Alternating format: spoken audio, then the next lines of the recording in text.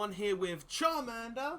Charmander! And today we are going to be doing a Yu-Gi-Oh video. And today's Yu-Gi-Oh video is pretty much a very simple one, talking about the Yu-Gi-Oh ban list and my personal predictions on what is going to happen on said ban list. Now, before we actually get into this, obviously we won't see a load of different hits from Konami, seeing stuff like Adamantipator Researcher get banned, seeing stuff like Crystal Haki Fibrex get banned, seeing all of these cards that haven't really had the chance to be played over the 6 months that we have not been playing Yu-Gi-Oh!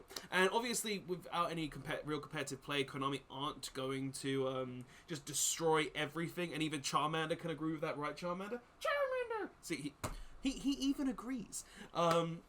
And there's very obvious reasons, like Konami can't hit cards that haven't really had the real potential to be played. So guys, before we get into this video, no Golden Lord isn't going to be touched, no Crystal Haki Fibrex is not going to be touched. Like, they may hit small engine pieces in specific decks, but they won't hit the key cards of the deck that make the deck really play along. So guys, I just wanted to make that fact clear. I don't see stuff like Linkross getting hit because that was released during the quarantine. I don't see stuff like how Fibrex getting hit because that was hit just as the quarantine started, and I don't see anything really from Rise of the Duelist, such as any dogmatic cards being hit because, well, again, quarantine. And they've only just come out. So guys, let's actually get into the list now after me explaining that, because obviously Konami won't hit cards that haven't really had the chance to be played, and if they did, well, what would be the point of buying cardboard, am I right? Like, they've literally released the Megatins, and those have literally every good card over the last year. So yeah, without further ado, let's get into this ban list prediction video. So, starting with the ban section in this video, guys, sorry for that. We are going to be looking at cards that will be banned. Now, obviously, this section won't be too huge. It's going to only have cards that really do need to be banned, in my opinion. And also, I can see Konami banning for specific reasons. And the first card that I believe will be banned is Block Dragon. Now, I think we can all agree in saying Block Dragon is an insane card in Adamantipator. Being a card that literally just says, I can banish 3 Earths from my graveyard to special summon this card from my hand or my graveyard. I protect all rock monsters from being destroyed by card effects, so if you Raigeki them, if you Lightning Storm, your rock monsters survive, and also just having the effect of when this card is sent to the graveyard, I get to add up to 3 rock monsters that equal level 8. So that's literally searching Analyzer, Seeker, and Researcher from your deck to your hand. Like, it literally just says, I'm going to boost my consistency in the deck by a mile, I'm going to search whatever the hell I want out of the deck, I'm going to protect my monsters at all times, I'm going to be a free summon for free resources such as free link summoning along those lines. This card is not okay.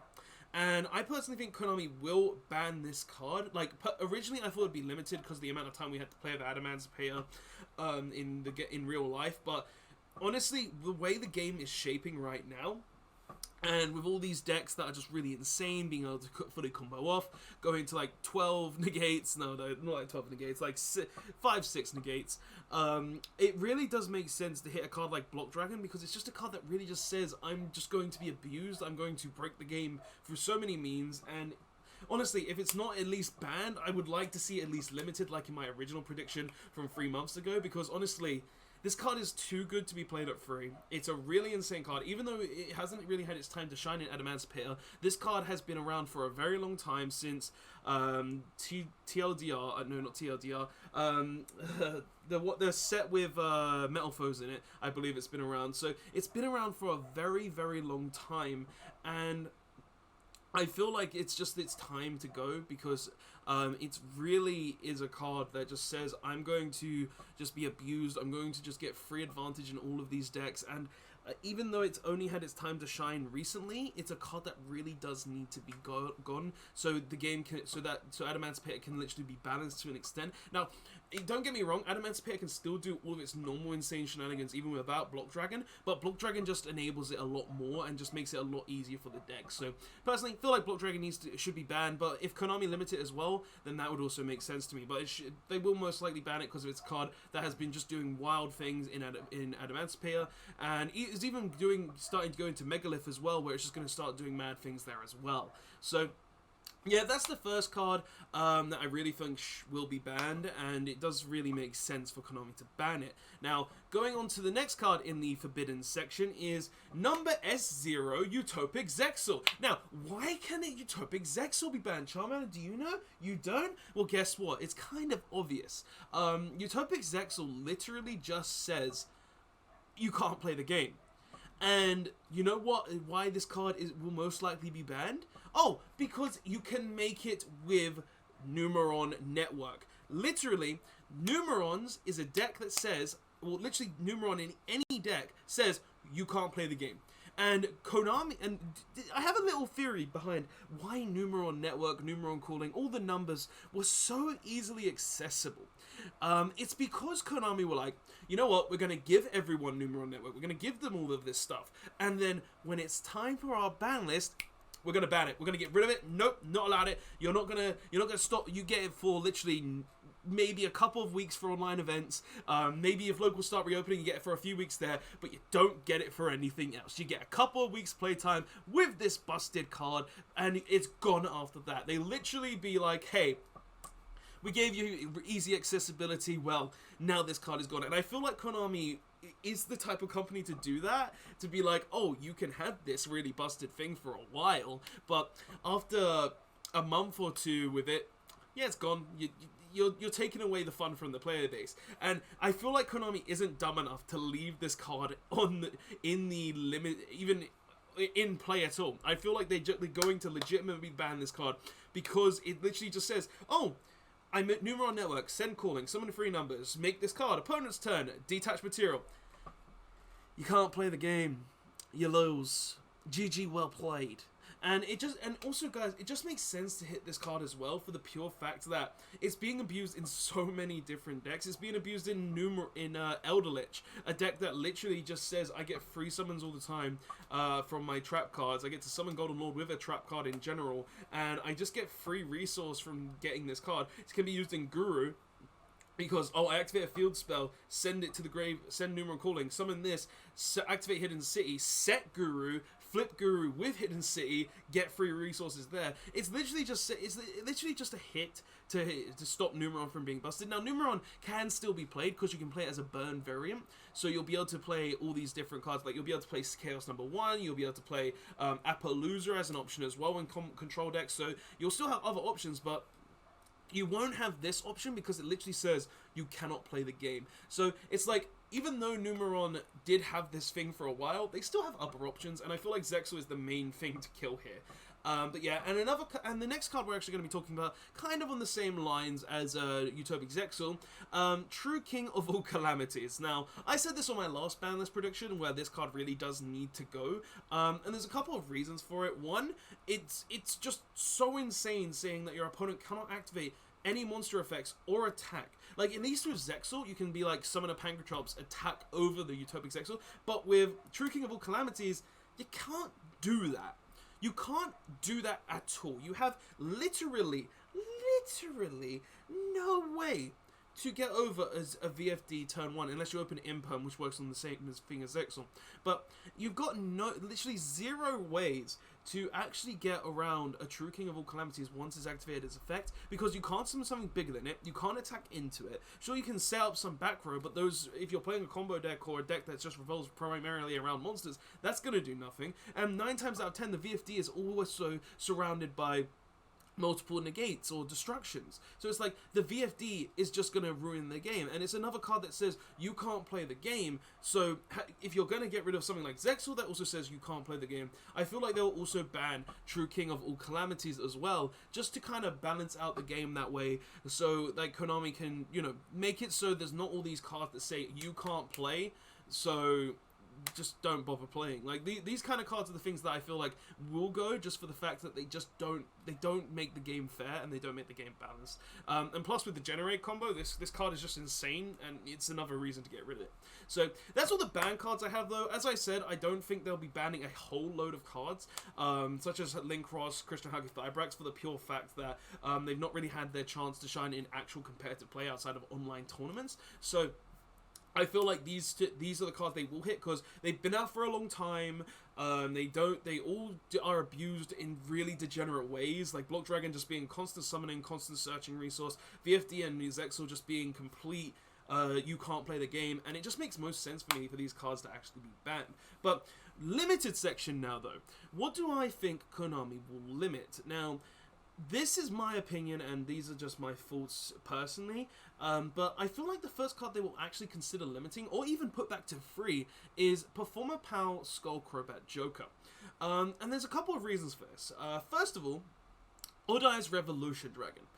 Now, Odd-Eyes Revolution Dragon is obviously released in Rise of the Duelist. It's a card that Konami knows is really good, but Pendulums are in a state right now where they can't really do a whole lot. They can still set up boards, but they're not as powerful as they once were.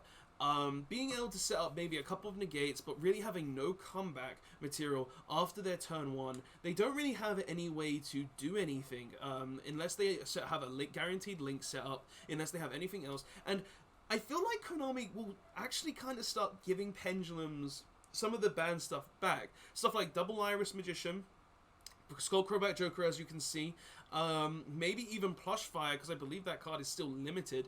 I can see Konami actually being like, hey, Pendulums aren't that great. We've given you Revolution Dragon. Here's a card that can, like, boost the consistency of the deck. And bringing this back to 1, it wouldn't break the deck whatsoever, because of the only way to actually search Skullcrobat Joker is through stuff like Pendulum Sorcerer, where you need to destroy another card to actually get it from the deck, and it needs to be special summoned, so you'll need to Pendulum summon it first.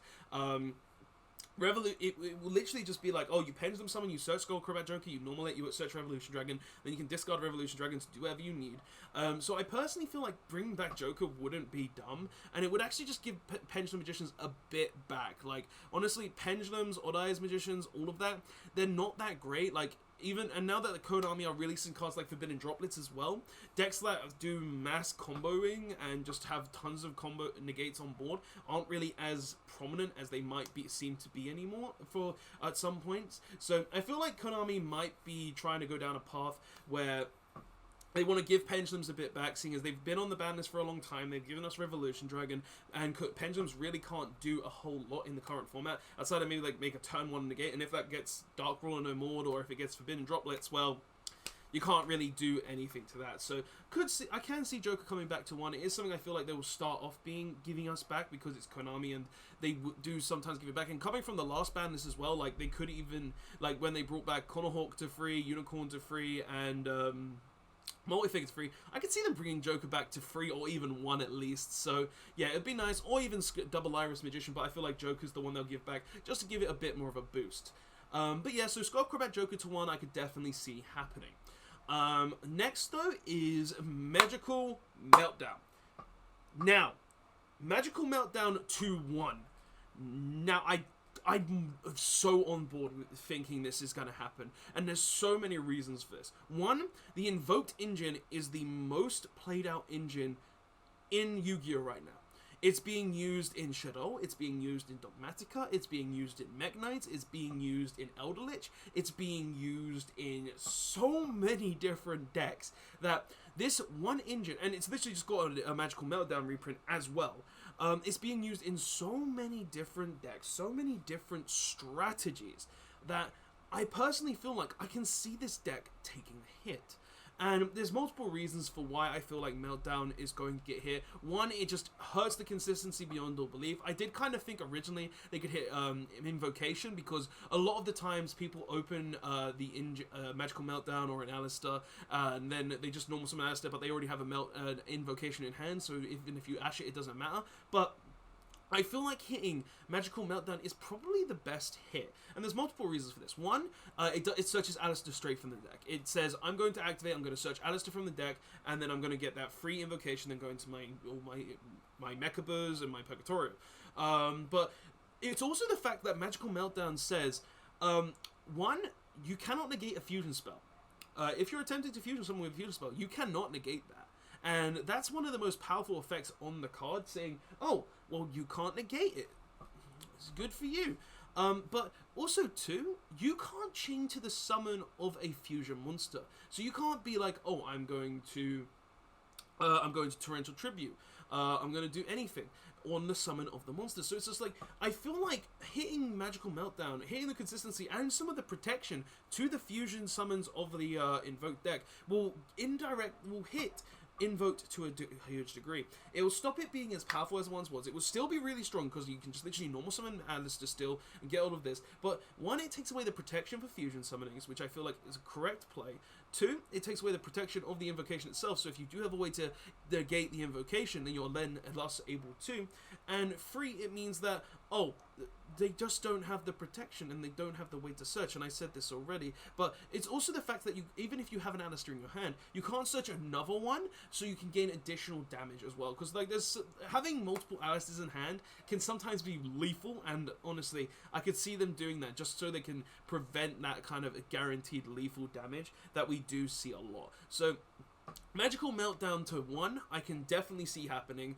They might hit Invocation as well, I don't know. Like, Invocation is a card that could get hit, definitely get hit. It was just reprinted in Battles of Legend Armageddon, but I feel like they'll hit the consistency of the searching of the Alistair and stuff like that even more, because it's the thing that is really getting the game even more. So, yeah, those are my limited cards, though. I feel like these cards will be limited. Invoked is just being played in so many different decks.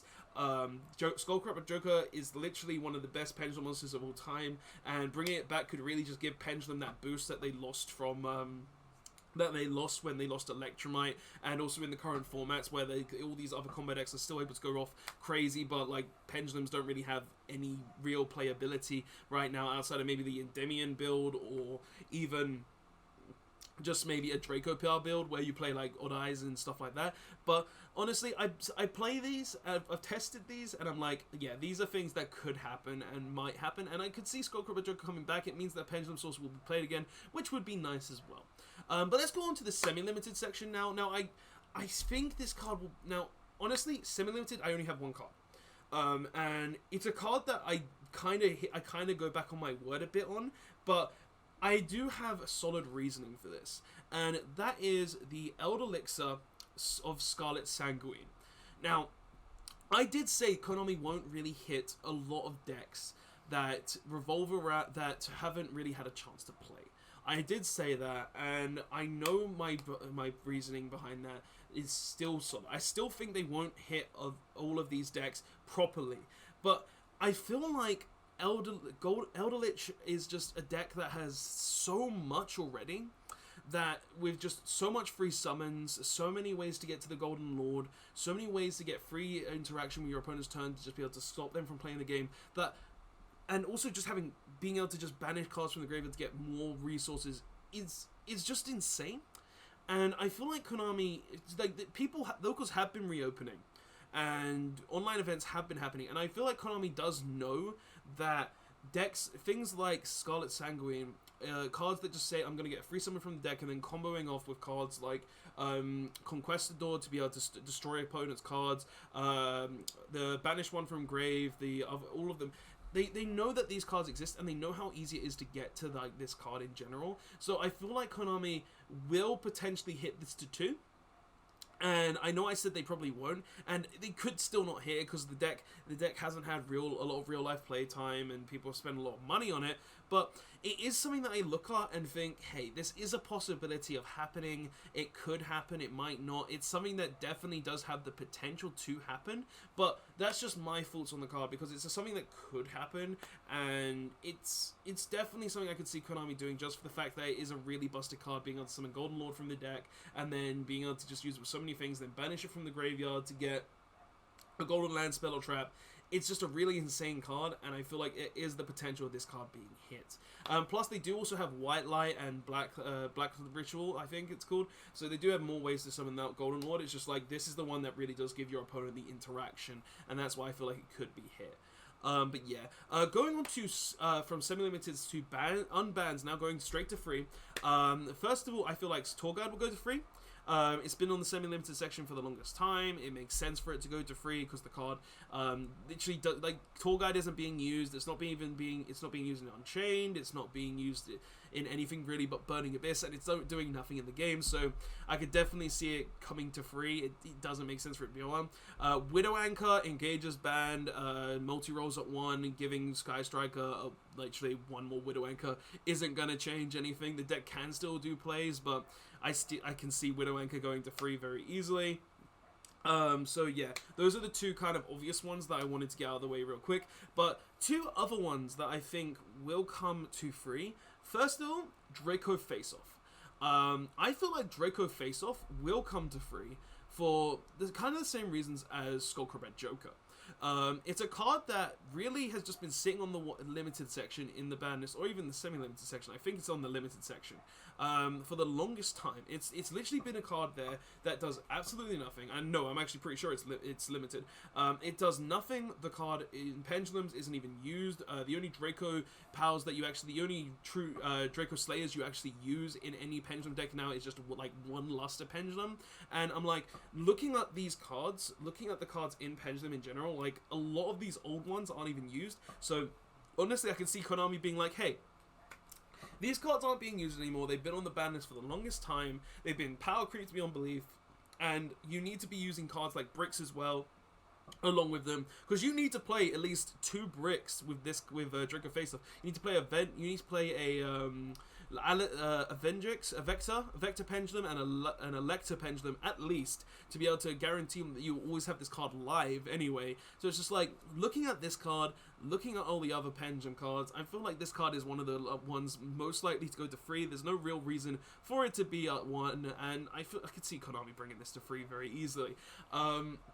And the last card in this Banlist prediction video, the last card to go to free, and a lot of you probably will call me crazy for this one, but it's Raigeki.